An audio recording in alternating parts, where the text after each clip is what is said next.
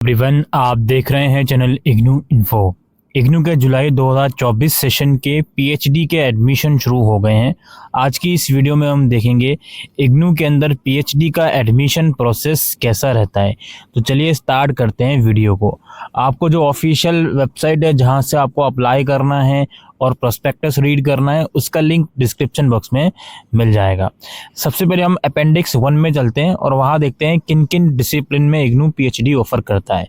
तो यहाँ पे आप लोग देख सकते हो, साइकोलॉजी हो गया, एंथ्रोपोलॉजी हो गया, हिस्ट्री हो गया। अब यहाँ पे नंबर ऑफ सीट्स भी मेंशन है, किस प्रोग्राम में कितनी सीट्स हैं पीएचडी की, किस कैटेगरी में, और स्पेसिफिक एलिजिबिलिटी क्राइटेरिया जो है वो भी मेंशन है। लाइक साइकोलॉजी के लिए आपको मास्टर डिग्री चाहिए साइकोलॉजी या रिलेटेड फील्ड में। एंथ्रोपोलॉजी के लिए आपको एमए या एमएससी एंथ्रोपोलॉजी में आपकी होनी चाहिए। इसी तरीके से हिस्ट्री है, सोशियोलॉजी है, बायोकेमिस्ट्री है, इसमें आपको डिटेल मिल जाएगी कि क्या क्वालिफिकेशन एग्जैक्टली चाहिए किस डिसिप्लिन के लिए। ज्योग्राफी हो गया, जियोलॉजी हो गया, लाइफ साइंस हो गया, physics, statistics, mathematics, Hindi, Sanskrit से लेकर इन टोटल अबाउट 34 डिसिप्लिन में पीएचडी प्रोग्राम इग्नू ऑफर करता है। ये तो पहले आप सबसे पहली चीज़ देखिएगा कि इसका एलिजिबिलिटी क्राइटेरिया क्या है। नाउ अब हम कुछ जनरल इंस्ट्रक्शन के बारे में बात करते हैं। पीएचडी प्रोग्राम जो है इग्नू के अंदर, वो जो भी यूजीसी की गाइडलाइंस है उस गाइडलाइंस के तहत ऑफर करा जाता है। इसके अलावा पीएचडी प्रोग्राम जो है 2 कैटेगरी में इग्नू ऑफर करता है, पार्ट टाइम और फुल टाइम। दोनों ही कैटेगरी के स्टूडेंट, आप क्या तो पार्ट टाइम में एडमिशन ले रहे हो या फुल टाइम में, दोनों ही कैटेगरी के स्टूडेंट को कोर्स वर्क होता है इग्नू का, कोर्स वर्क क्लासेस वो ज़रूर से अटेंड करनी होती हैं। इग्नू पीएचडी का मिनिमम और मैक्सिमम ड्यूरेशन है 3 और 6 साल। 3 से लेकर 6 साल के अंदर आपको पीएचडी कंप्लीट करनी होती है। वुमेन कैंडिडेट और पीडब्ल्यूडी कैंडिडेट को मैक्सिमम 2 साल और एक्स्ट्रा दिए जाते हैं, यानी कि टोटल 8 साल उनको दिए जाते हैं। जो पीएचडी प्रोग्राम में आपको कोर्स वर्क की बात हो रही है, वो कोर्स वर्क जो है वो 6 मंथ का होता है एडमिशन के बाद ही, जो कि आपका इग्नू के campus, main campus new Delhi में ही होता है। और इस कोर्स वर्क को अटेंड करना मैंडेटरी होता है। इसमें 80% अटेंडेंस आपकी ज़रूर से होनी चाहिए। इग्नू कोई भी हॉस्टल की फैसिलिटी प्रोवाइड नहीं करता, तो ये जो कोर्स वर्क आपका 6 महीने का बिगिनिंग ऑफ द एडमिशन होगा, उसके लिए आपको अरेंजमेंट खुद से करने पड़ेंगे। जो ऐसा कैंडिडेट है जो पीएचडी के लिए अप्लाई करना चाहता है और करंटली एम्प्लॉय है, तो उसे प्रिस्क्राइब फॉर्मेट में एनओसी अपने एम्प्लॉयर से इशू करवाना पड़ेगा, अगर वो पीएचडी के लिए इंटरव्यू में क्वालिफाइड हो जाता है तो। नाउ अब हम देखेंगे पीएचडी का सिलेक्शन प्रोसेस क्या है। Admission to PhD shall be done on the basis of candidate performance in the UGC NET examination and interview. तो यूजीसी नेट का एग्जाम और इंटरव्यू, ये 2 इंपॉर्टेंट कंपोनेंट है आपके सिलेक्शन प्रोसेस के। सिलेक्शन प्रोसेस में कैटेगरी ऑफ स्टूडेंट को 2 categories में डिवाइड करा गया है। पहली कैटेगरी उन कैंडिडेट्स की है जिन्होंने यूजीसी नेट क्वालिफाई करा है फेलोशिप के साथ, जेआरएफ के साथ। तो ऐसे कैंडिडेट को ऑनलाइन फॉर्म भरना है और ये कैंडिडेट इंटरव्यू के लिए शॉर्टलिस्टेड करे जाएंगे और इनका एडमिशन 100% इंटरव्यू के बेसिस पर होगा। यानी कि जो सभी ऐसे कैंडिडेट हैं जिन्होंने यूजीसी नेट फेलोशिप के साथ क्वालिफाई करा है, वो डायरेक्टली इग्नू एडमिशन के लिए, इंटरव्यू के लिए एलिजिबल हैं। 100% वेटेज इंटरव्यू के मार्क्स को दिया जाएगा। दूसरी कैटेगरी उन कैंडिडेट की है जिन्होंने यूजीसी नेट क्वालिफाई करा है विदाउट फेलोशिप। तो ऐसी कैटेगरी ऑफ कैंडिडेट्स के लिए आपके यूजीसी नेट के स्कोर के बेसिस पर कैंडिडेट को इंटरव्यू के लिए शॉर्टलिस्टेड करा जाएगा और ओवरऑल जो सिलेक्शन होगा इन कैटेगरीज का, उसमें आपकी 30% वेटेज इंटरव्यू को दी जाएगी और 70% वेटेज आपके जो यूजीसी नेट का स्कोर है उसको दी जाएगी। लेकिन इसमें कैटेगरी 2 में हर एक बच्चा शॉर्टलिस्टेड नहीं करा जाएगा इंटरव्यू के लिए। जिसने यूजीसी नेट क्वालिफाई करा है वो मेरिट बनेगी आप लोगों की, जितने लोग अप्लाई करेंगे उसके बेसिस पर। फिर मेरिट बनने के बाद इंटरव्यू होगा, देन फिर इंटरव्यू की 30% वेटेज और जो आपका यूजीसी नेट का स्कोर है उसका 70% वेटेज लिया जाएगा। इंटरव्यू जो कंडक्ट होगा वो हेडक्वार्टर में दिल्ली में ही होगा इग्नू के। तो इंटरव्यू के लिए जो भी आपको फॉर्मेलिटीज़ हैं, जो भी आपको अरेंजमेंट्स हैं वो करने होंगे।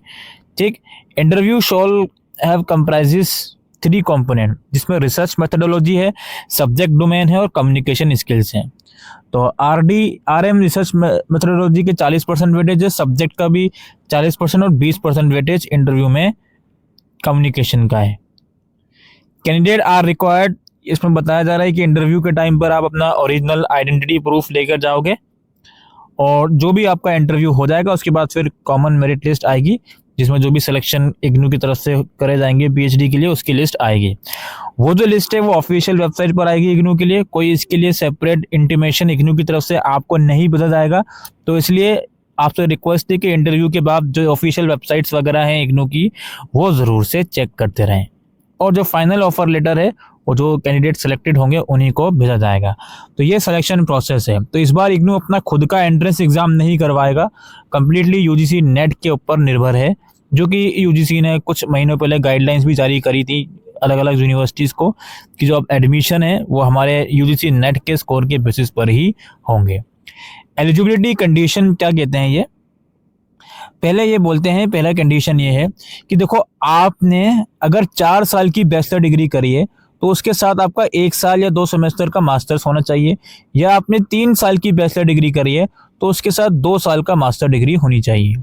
ठीक है, 3 साल की बैचलर डिग्री के साथ 1 साल वाला मास्टर्स ये अलाउड नहीं है, इस चीज़ को ध्यान रखिएगा। तो ये है, और एग्रीगेट 55% मार्क्स मास्टर डिग्री में आपके होने चाहिए, ये क्राइटेरिया है। प्रोवाइडेड कि अगर आप 4 ईयर बैचलर डिग्री वाले क्राइटेरिया से आ रहे हो तो 4 ईयर बैचलर डिग्री के अंदर आपके मिनिमम 75% मार्क्स होने चाहिए। तो इस चीज़ को आप लोग ध्यान में रखिएगा। बाकी जिन लोगों ने MPhil करा हुआ है वो भी PhD के लिए एलिजिबल हैं स्टिल, तो उसकी इन्फॉर्मेशन भी आप यहाँ पर देख सकते हो। ठीक है, बाकी जो नेट का है वो तो अलग है, वो तो करना ही है, वो तो सिलेक्शन का प्रोसेस है। ठीक है, और ये एलिजिबिलिटी क्राइटेरिया जो मैंने आपको बताई है।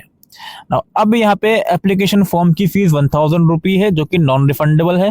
आप सभी बच्चों को जो भी अप्लाई कर रहा है उसको सबसे पहले ऑनलाइन फॉर्म भरना पड़ेगा।